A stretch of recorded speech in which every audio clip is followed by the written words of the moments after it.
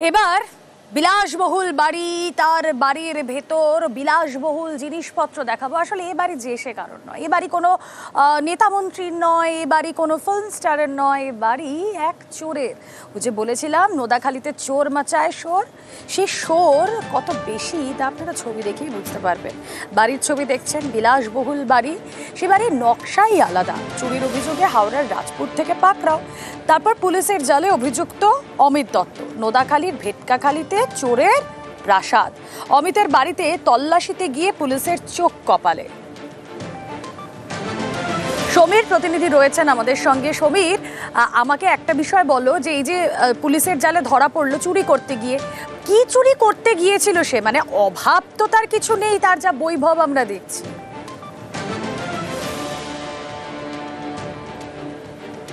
Rubella, দেখো যে হাওড়া আন্দুল এলাকা রাজপুর বলে একটু থানা, সেইখানে বেশ কিছুদিন আগে দিকে চুরি চলছিল।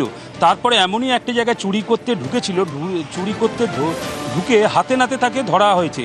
ধরার পরে তখন ওকে যখন জিজ্ঞাসাবাদ করা চলছে, তখন কিন্তু উনি বারবার পুলিশকে বিভ্রান্তি করছে। ওর বাড়ির অ্যাড্রেস, বাড়ি কোনখানে থাকে, কোনখানে নাম বলছিল। বলতে বলতে লাস্টের দিকে যখন বলেছে, পুলিশ যখন ওকে নিয়ে যখন দক্ষিণ 24 পরগনা নোদাখালীতে যখন ওর বাড়িতে যখন এসে দেখে পুলিশের মাথায় হাত। পুলিশ দেখছে চোর একটা, আর তার এই রাজপ্রাসাদ বাড়ির চারপাশে একদম মার্বেল লাগানো আছে, মাঝখানে সিঁড়ি, সুন্দর সিঁড়ি করা আছে, এবং যে বাড়ির চারপাশে ক্যামেরা লাগানো আছে। এই ক্যামেরার মারফতে উনি বাড়ির আশপাশে সবাইকে দেখতো। বাড়ির যেই রাজপ্রাসাদ বাড়ি, এরকম বাড়ি ওই পঞ্চায়েত এলাকায় কারোর দোতলা বাড়ি ওখানে নেই, ওনার 3তলা বাড়ি। আর সামনে টাইলস, একদম বাড়ির সামনে টাইলস দিয়ে লাগানো সুন্দর একটি সিঁড়ি, তারপরে গ্যারেজ ঘর বড়, তারপরে জমি আছে, বিশাল জমি। সেইখানে এই বসবাস করছিল এই পঞ্চায়েতের এই জায়গায়, পঞ্চায়েত এলাকায়। একটু আমাদের সঙ্গে থাকো। আসলে এই চোরের যে বাড়ির ছবি আপনাদেরকে দেখাচ্ছি, বিলাসবহুল বাড়ি, এ তো গেল বাইরেটা, একটু ভেতরটায় ঘুরে আসি। দেখুন একবার ভেতরের ছবিটা, এই চোরের বাড়ির ভেতরে ঠিক কি কি রয়েছে। হ্যাঁ, নিত্যদিনের কাছাকাছির জন্য যা দরকার তা হলো ওয়াশিং মেশিন রয়েছে তার বাড়িতে।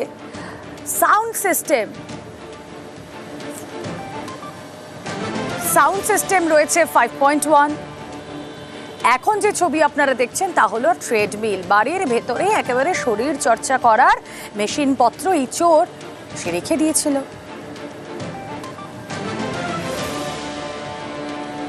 দামি দামি আসবাব এবং দামি দামি মার্বেল পাথর, যে সে মার্বেল পাথর নয়, দামি মার্বেল পাথর দিয়ে সুন্দর করে সাজানো তার ঘর। এই চোর যে খুব শৌখিন তা অন্তত পক্ষে এই ছবিগুলো দেখি স্পষ্ট।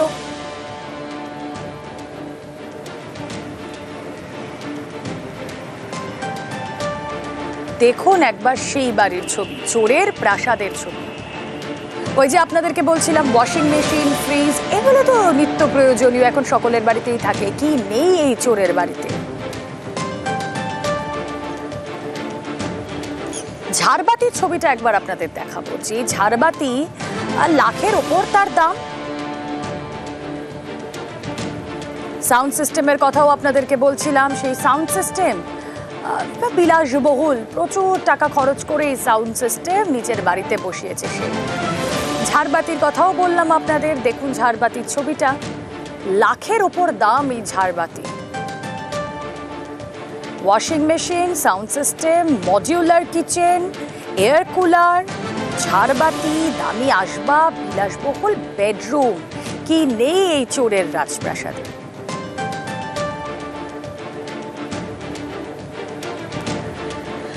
বেডরুম যখন দেখলাম, একটু বাথরুমের ছবিটা দেখুন। সেই বাথরুমে একেবারে আধুনিকতার ছোঁয়া। ছবি দেখছেন আপনারা, বাথটাব রয়েছে সেই বাথরুমে। কথা বলবো, সমীর প্রতিনিধি রয়েছেন আমাদের সঙ্গে। সমীর, বাড়ির ভেতরটা দেখলে তো সত্যি চোখ কপালে উঠতেই হয়।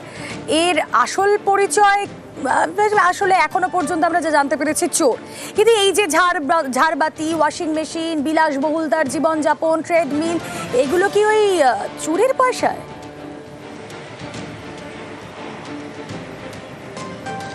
দেখো, সব থেকে আশ্চর্য ব্যাপার যেটা তুমি একটু আগে বললে, তোমার বাড়িতে আমার বাড়িতে একটা ফ্রিজ থাকবে, একটা এয়ার কুলার থাকবে, একটা এসি থাকবে, কিন্তু এই যে চোর, এর একটা খুব আসবাবপত্রের দিকে খুব থাকে, ওর ঝোঁক আছে। সেই ঝোঁকটা কেন? ওর বাড়ির ভেতরে যখন ঢুকলেই দেখা যাচ্ছে ঝাড়বাতি যে আসবাবপত্রগুলোর নাম বলছিলে, আমরা কুয়েতে দুবাই মানে যখন ইয়ের নাম শুনেছিলাম, সাদ্দাম হোসেনের নাম শুনেছিলাম, তার বাথরুমের মধ্যে কুমোরটা হচ্ছে সোনার। আর যখন যে বাথরুমের মধ্যে যখন আমাদের মানে পুলিশ কর্মীরা ঢুকেছিল, সেই সময় দেখছে বাথরুমের মধ্যে যে বাথটবটা আছে সেই টপের পাশে যেন সোনা দিয়ে বাঁধানো আছে। এমনও একটা মার্বেল লাগিয়েছে যে মার্বেল সচরাচর সব জায়গায় পাওয়া যায় না, সেই মার্বেল ওর কাছে। কিন্তু উনি যে এই যে চুরি করে কিংবা চুরির সঙ্গে যুক্ত আছে, ঘুণক্ষরে কেউ টের পায়নি। ওনার ওয়াইফের সঙ্গে যখন আমরা কথা বলি তখন ওনার ওয়াইফ হাসতে হাসতেই আমাদের সমীর, এই যে এত কিছু যে সে তার বাড়িতে রেখেছে, প্রশ্নটা এটাই, এটা কি চুরির পয়সায় নাকি সে আদৌ কিছু করত? পরিবারের লোকজন তারা দেখছে এত বৈভব, তার কখনো প্রশ্ন তোলেনি টাকা কোথা থেকে আসছে?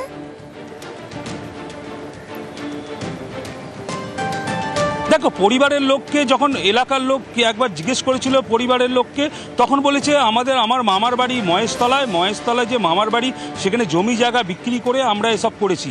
এইগুলো যখন বলার পরে তখন লোকের, কিন্তু এই যে বাড়ির লোক সঙ্গে যুক্ত আছে কেন? তাদেরকে বলা হচ্ছিল, প্রতিবেশীদের বলা হচ্ছিল যে জমি জায়গা বিক্রি করে এই এত বিলাসিতা। তা স্ত্রী কি বলছেন একবার শুনুন।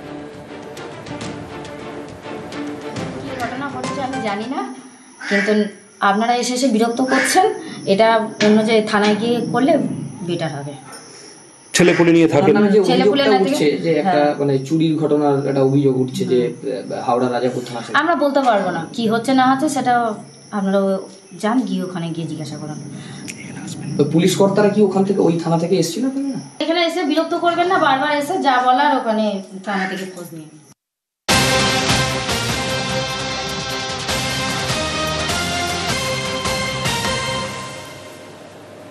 এবার এই যে অমিত দত্ত, যার এই এত বিলাসিতা, এত বিলাসবহুল বাড়ি, সে আসলে চুরি করতে গিয়ে ধরা পড়ল পুলিশের জালে। যখন পুলিশ তার বাড়িতে গিয়ে দেখলো যে ওরে বাপরে, তো সাংঘাতিক ব্যাপার। কি করে এলো এত পয়সা, কি করে এলো এই বিলাসিতার এত সুযোগ? এই অমিত দত্ত আসলে কি করতেন? পাড়া প্রতিবেশীরা তারা কিভাবে তাকে চিনতেন? আমাদের প্রতিনিধি কিছুক্ষণ আগে বলছিলেন যে সাইকেলে করে দোকানে যেতেন, তার মানে ভীষণ লো প্রোফাইল মেনটেন করতেন। কথা বলবো আমাদের প্রতিনিধি সমীর রয়েছেন সঙ্গে। সমীর, ব্যক্তি অমিত দত্ত সম্পর্কে আর কি কি তথ্য পাওয়া যাচ্ছে?